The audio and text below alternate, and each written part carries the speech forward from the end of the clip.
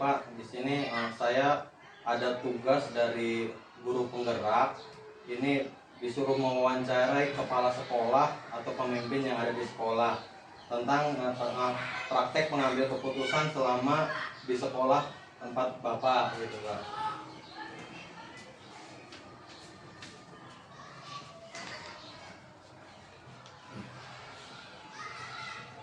Nah, untuk yang awal Pak, bisakah Bapak perkenalkan terlebih dahulu Pak Strimo selaku kepala sekolah di SDN 002?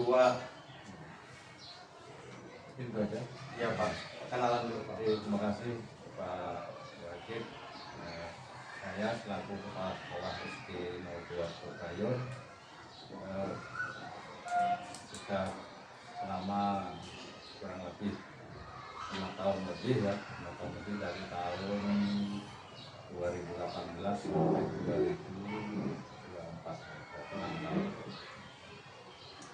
Untuk hal-hal yang lain mengenai pelaksanaan kegiatan di sekolah ini, saya sebagai pimpinan ya pertama ya kita harus bisa membawa teman-teman dengan kerja yang baik.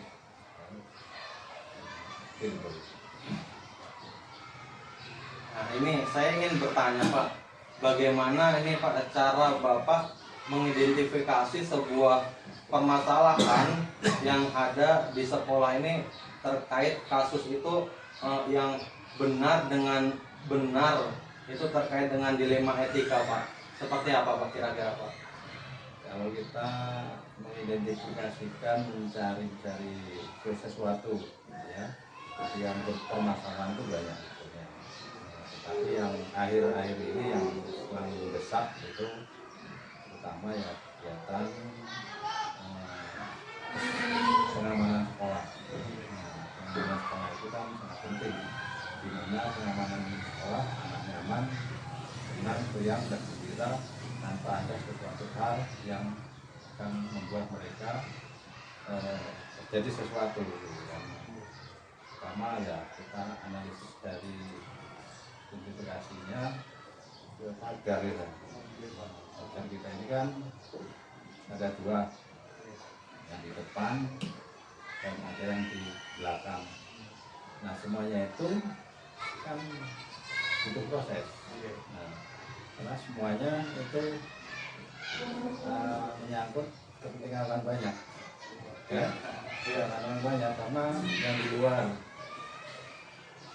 anak-anak lalu jajan keluar lewat tangan lewat masuk pagar, dan kita pun takutnya itu ya kalau makanan itu sesuai dengan apa yang higienis dan yang kita tercemar dan sebagainya. Nah, takutnya beli di sana terus anak-anak sakit pulang ke rumah nantinya di kantin kita, nanti akhirnya jadi suatu clash. Nah kalau yang di depan ini kan orang jualan kita nggak bisa ngelarang. Nah apalagi dia kan itu sudah rekomendasi dari aparat desa. Karena akhirnya ya ada Pak Lurahnya tuh, ada Babinsa dan ada yang lain-lain ya pengurus saja. Nah, jadi kita agak ribut.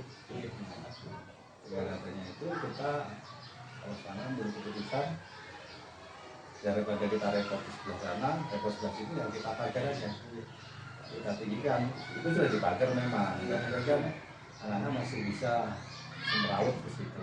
Jadi kita pagar, kita tinggikan. Nah, dari mana? Ya kita cari-carilah sama anggota kita, istilahnya ada komite, ada sekolah, ada guru-guru, dan saling kita kerjasama. Itu yang di luar ya. Yang satu lagi ada yang di belakang. Nah belakang itu kan kemarin kita sudah bagus, kita punya ada kantinnya, ada pagarnya dan sebagainya. Ketika ada pembangunan museum itu, akhirnya semuanya terbongkar dan bebas ya. Nah, bebas istilahnya tidak ada pagar.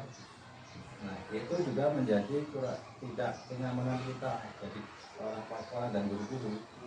Kenapa? Karena tidak aman. Nah tidak amannya itu mana kan dekat dengan sungai, maksudnya lari ke sana, kita tidak rawasi di langkah aku aja sudah seperti apa itu kan, gitu kan, gitu. Jadi ya itu problema juga kan.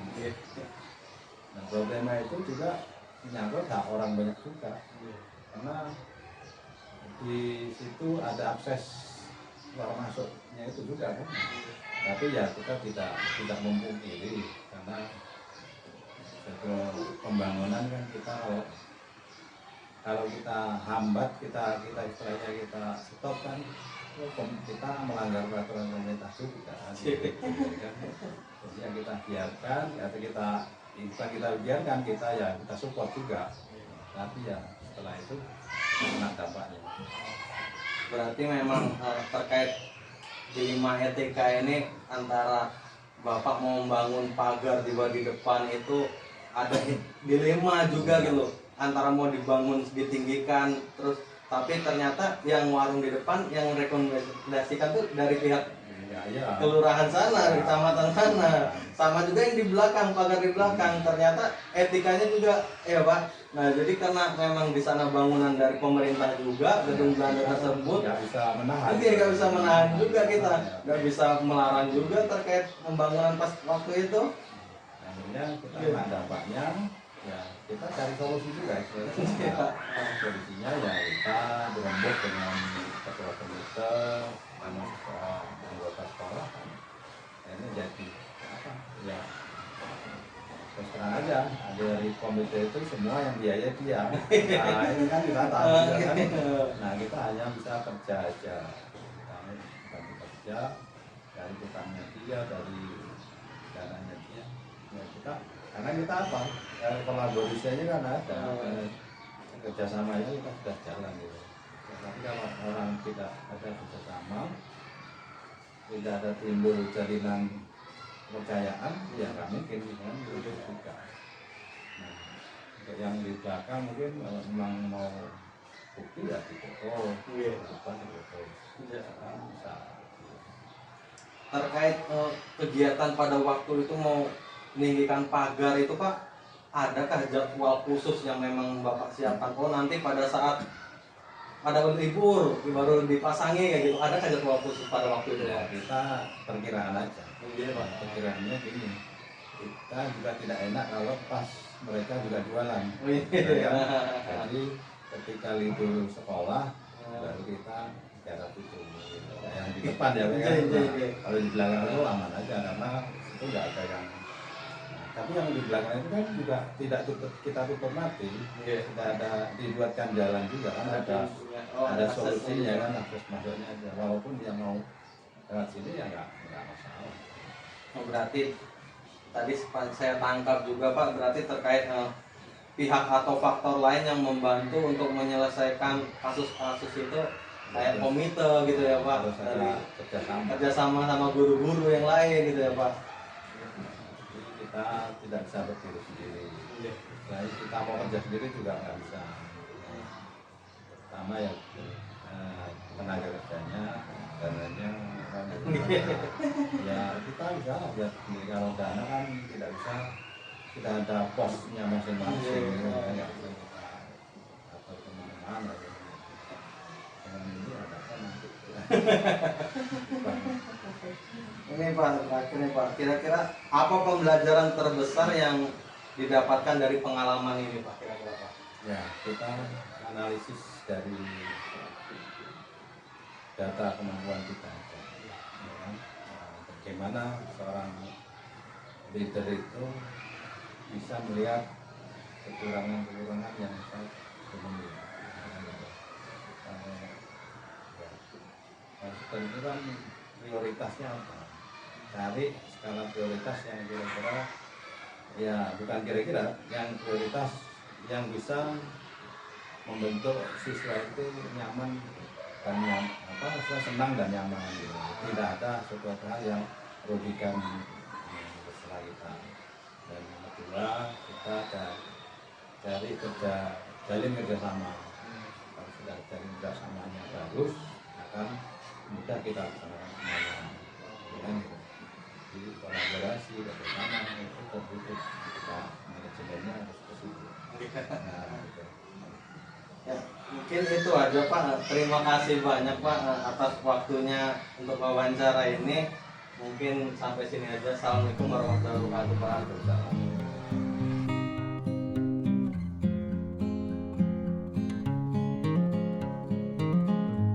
Assalamualaikum warahmatullahi wabarakatuh Bu. Waalaikumsalam warahmatullahi wabarakatuh. Ya Bu, gini Bu, terima kasih Bu atas waktunya sudah mau mengizinkan saya untuk membuat video wawancara dengan Ibu. Di sini saya sebagai CGP ada tugas terkait membuat video wawancara dengan Ibu terkait tentang dilema etika Bu. Jadi dilema etika itu yang mana dasarnya itu Ibu punya suatu permasalahan yang menurut Ibu itu benar, tapi yang dari satu sisi yang lain mereka itu juga merasa benar. Jadi Ibu ada bimbang, oh ternyata kalau saya ngambil ini ternyata benar juga, yang ngambil sebelah sini ternyata benar. Nah disitulah timbul etika bimbang di hati Ibu seperti itu Bu.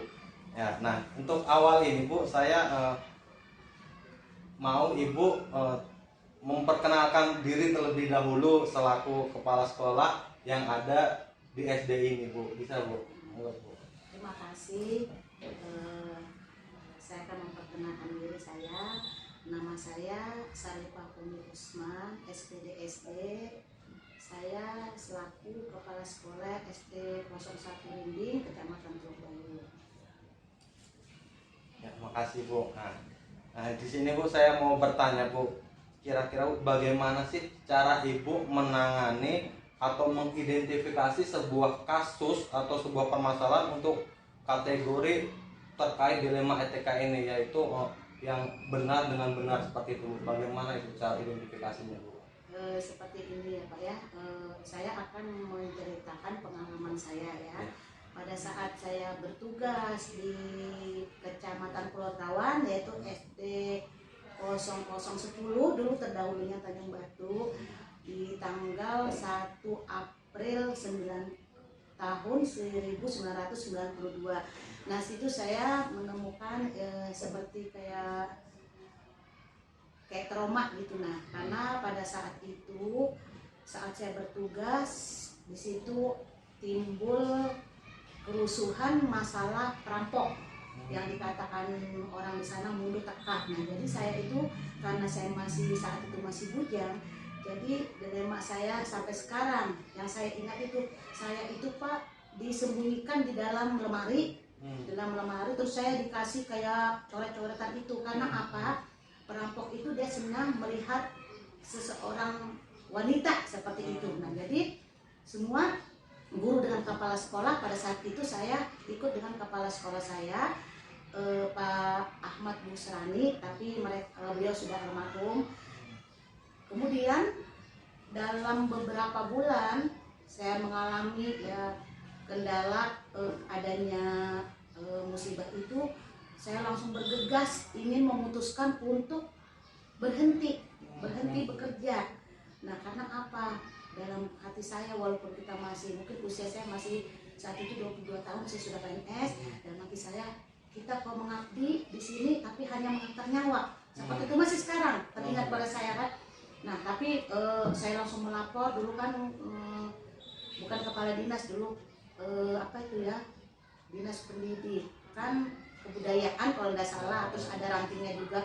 Di situ saya melapor, saya mengundurkan diri, tapi apa, jangan, kamu harus ini. Nah tapi karena ketakutan saya itu kan, disitulah membuat saya menurut. Tapi dengan adanya support dari keluarga, dari orang tua, dari teman-teman, nah kapan lagi gitu.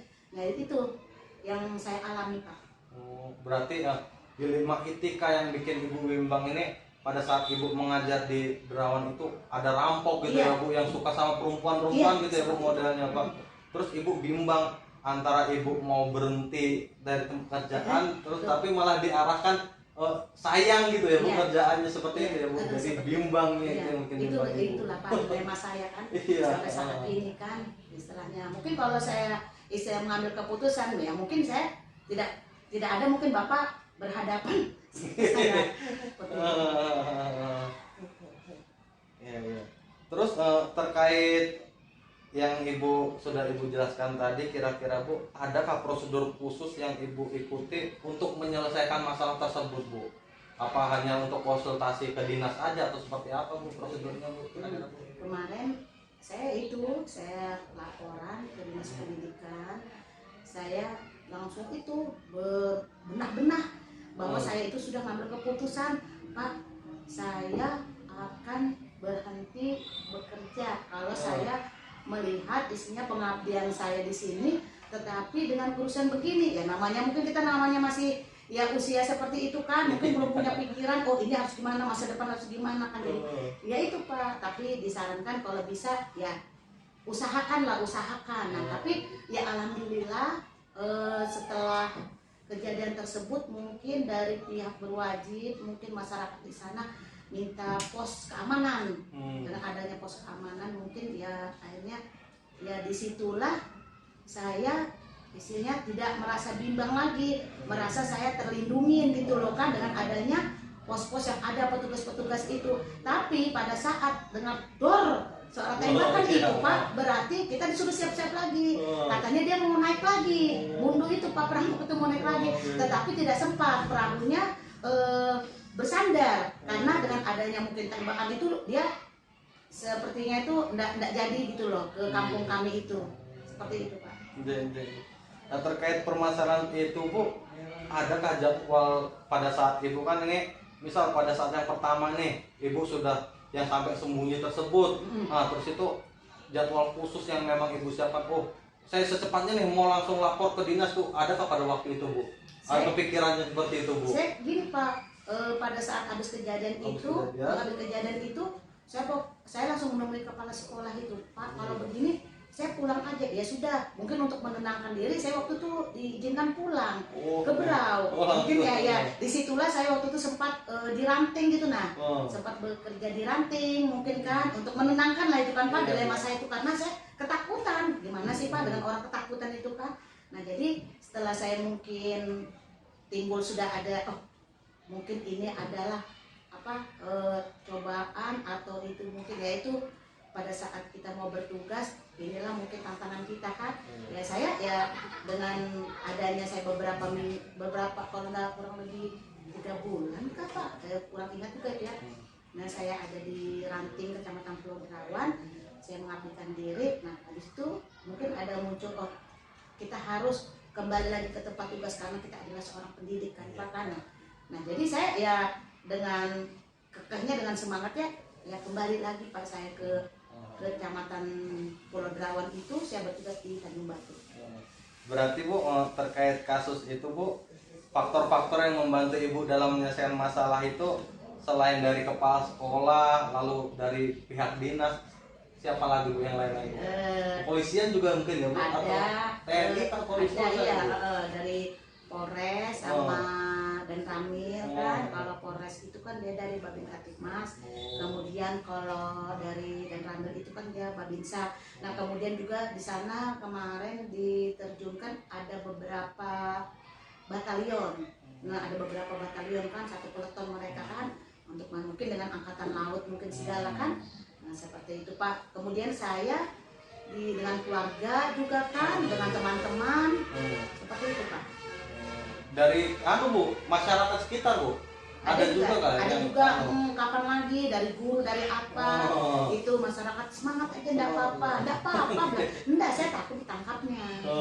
Jadi banyak istri seperti itu. Itu bahasanya. Iya.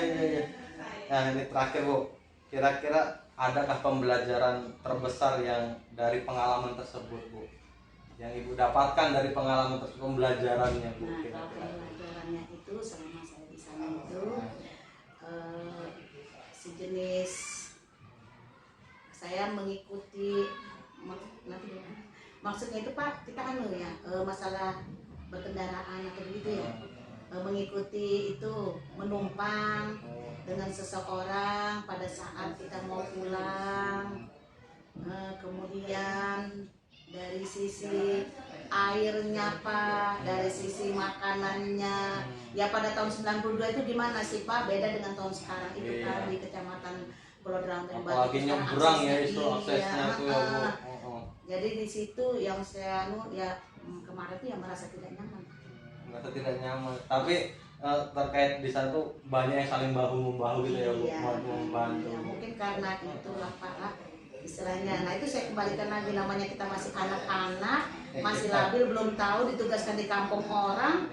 Nah kemudian tidak ada siapa-siapa kan Pak, hanya dengan teman sebatang kara ya kan. Nah, kemudian hanya ya dimong sama itulah kepala sekolah menjaga saya. Ya, mungkin sampai di sini aja Bu Umi terkait wawancara saya. Alhamdulillah ya Bu. Mungkin cukup sekian. Assalamualaikum warahmatullahi wabarakatuh Bu. Iya, waalaikumsalam warahmatullahi wabarakatuh. Saya sampaikan ya, semoga ya bermanfaat.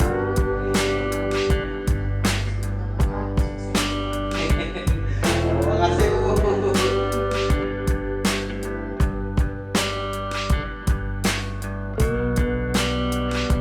Assalamualaikum warahmatullahi wabarakatuh. Jadi tujuan saya ke sini Pak, saya mau wawancara dari pihak Bapak dari kepala sekolah SD 0030 Bayur Pak. Siap, kami di sini siap membantu. Ini ada tugas Pak, ceritanya tugas dari guru penggerak Pak. Karena saya di sini sebagai CGP angkatan 10 yang ada di Berau sini Pak.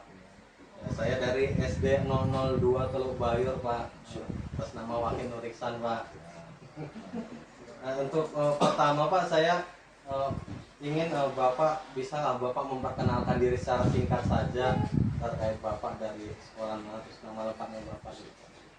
Ya, di sini saya perkenalkan diri saya, nama saya Angguran Tunggal, SPDSD, kepala sekolah saya 0113 Teluk Bayur. Saya mulai bertugas tanggal 2 Maret 2024 kemarin. Alhamdulillah saya asalnya pertama kemarin dari SD 09 Teluk Bayur menjadi guru di sana. Kemudian pada saat ada promosi saya ditugaskan di SD 03 Teluk Bayur. Mungkin begitu saja perkenalan singkat dari saya. Iya Pak ya. Nah, di sini saya nanti akan wawancara terkait dilema etika Pak.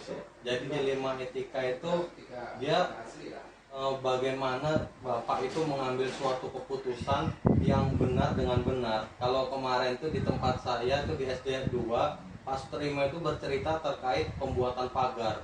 Nah kan pagar yang gedung baru di belakang tuh Pak, yang gedung Belanda.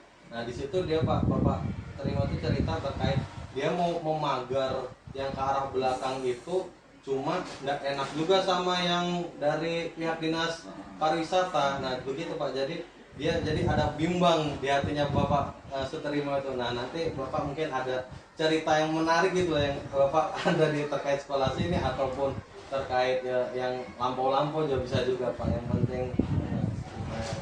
Nah untuk yang awal Pak, ini saya mau bertanya terkait bagaimana sih Bapak cara untuk mengidentifikasi suatu masalah yang ada ataupun kasus-kasus yang ada di lingkungan sekolah ini Pak. Itu ya biasanya tergantung dengan kasusnya apa dulu. Kalau kasusnya yang sangat berat, mungkin itu yang harus diselesaikan terlebih dahulu. Nah, itu yang diutamakan. Tapi kalau kasusnya hanya kasus-kasus biasa, seperti misalnya ada antara guru dengan guru atau pendidik dengan pendidik, salah juga sistem panggil saja, panggil, dinasihati, cari solusinya kenapa, ada masalah apa, itu saja. Berarti kalau memang seperti itu terkait dilema etika ini, kalau memang ada permasalahan antar guru dengan guru tetap juga Bapak temukan ya, gitu berarti ya Pak, seperti itu ya Pak. Nah, terus selanjutnya Pak, kira-kira nih Pak, adakah prosedur khusus ini yang Bapak arahkan untuk para pendidik itu untuk menangani masalah-masalah kalau memang yang betul-betul berat gitu Pak, yang seperti itu Pak, ada kan seperti itu Pak? Prosedur khususnya sih kita berdasarkan pengalaman saja. Artinya kalau memang ada permasalahan yang misalnya antara guru dengan guru atau pendidik dengan pendidik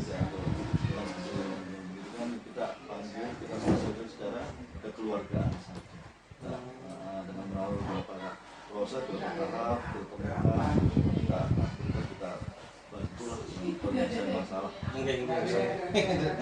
Karena yang di anu ini juga orang dewasa. Iya, Pak. Ya.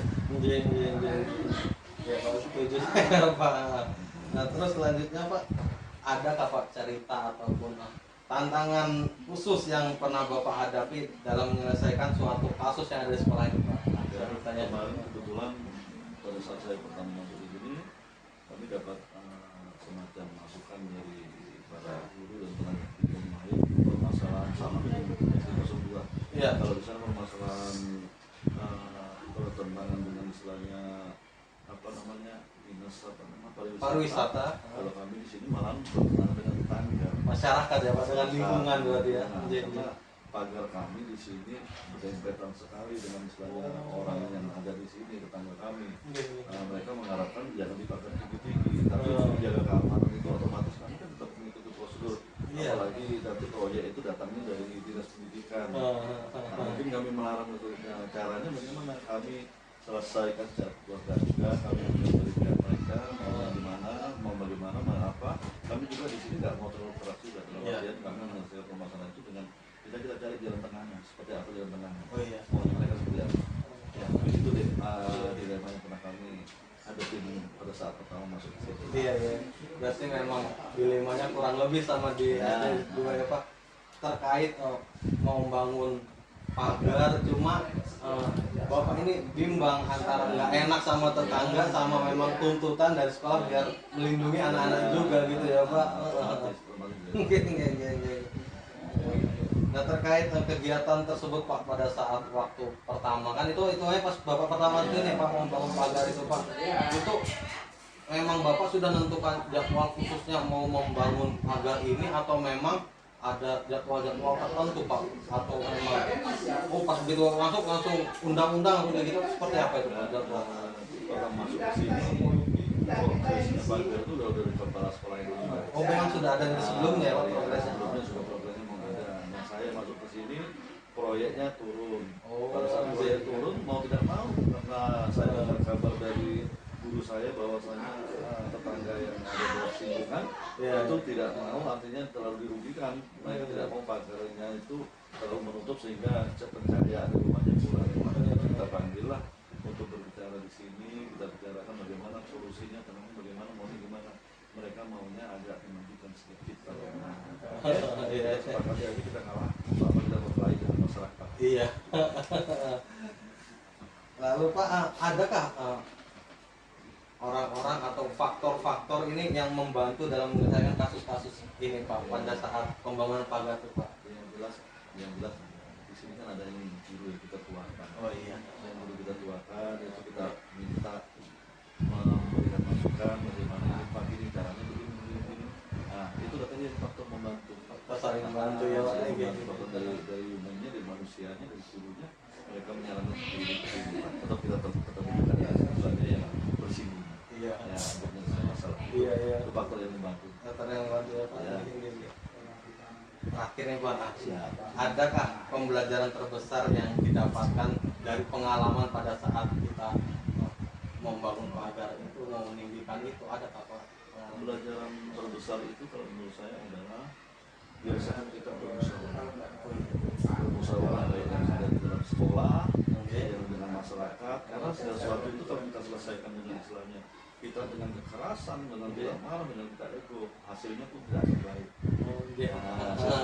Tapi kalau kita selesai secara musyawarah, silaturahmi, kita lihat tidak masalah bagaimana, itu sama ke depan akan lebih baik. Itu pengalaman saya.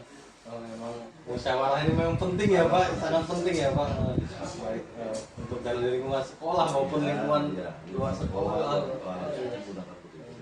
Pendekatan. Jadi Pak. Ya mungkin terima kasih banyak atas wawancaranya. Cukup sekian mungkin sampai situ aja Pak. Assalamualaikum warahmatullahi wabarakatuh Pak. Waalaikumsalam. Terima kasih Pak.